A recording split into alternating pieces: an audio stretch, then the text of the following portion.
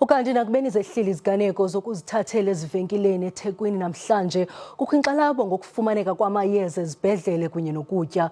Ukanti ngoku sitsiba kwintatheli yethu eThekwini uVusi Khumalo kunye noSokhamera uNdabezintle Khumalo.Vusi, masikwankele kwiindaba zethu ngokuhlwanje. Khasixelele kuqhubeka ntoni apho?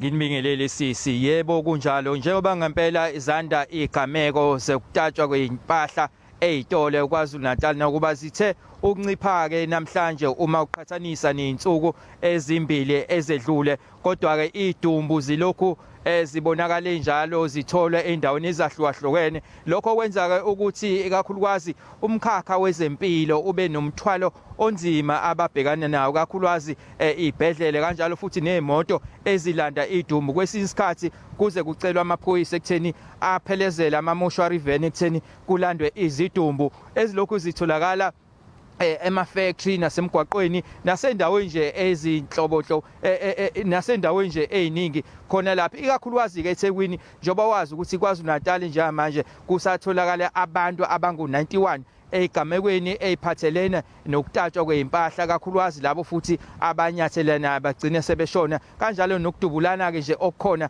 KwaZulu-Natal ngenxa yezigameko lezi ezokutatshwa kweimpahla. Ake ikhulume nje manje nosisi le nje kafushane asitshele la ukuthi mhlawumbe ukuphazamiseka kangakanani ngokuthi eze la esibhedlele kukhona usisi abekade emlethile olimalile. Sanibona, Lisenyuka.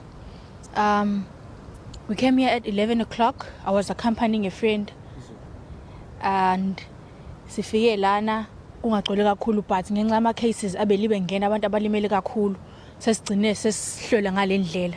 Angifuni uqamba banga umsebenzi uhamba kancane ngenxa ukuthi namanesi awaphelele, kodwa ke kuyazameka. Kurafu ku hectic kuwawo. So kume kanjani umngane ugcine kwazi lithola usizo? Okwamanje bengakalitholi ngenxa ukuthi kusanakwa kakhulu laba abadutshuliwe abagwaziwe abakwi-trauma.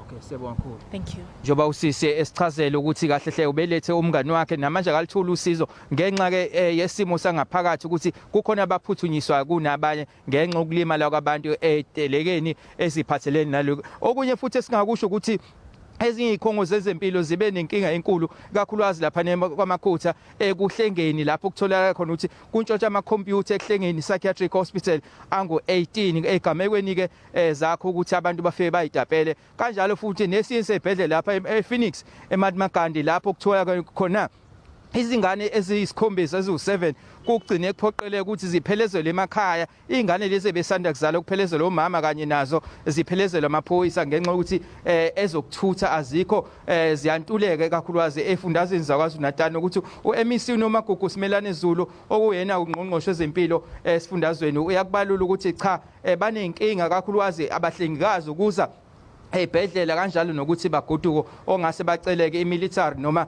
ezombutho lo SNDF ekuthini baphelezele baye emakhaya okanye baye esibhedlele. Yilokho ke sibuye nakho sinoNdabezintle Khumalo umthwebuli wethu. Siyabonga kakhulu.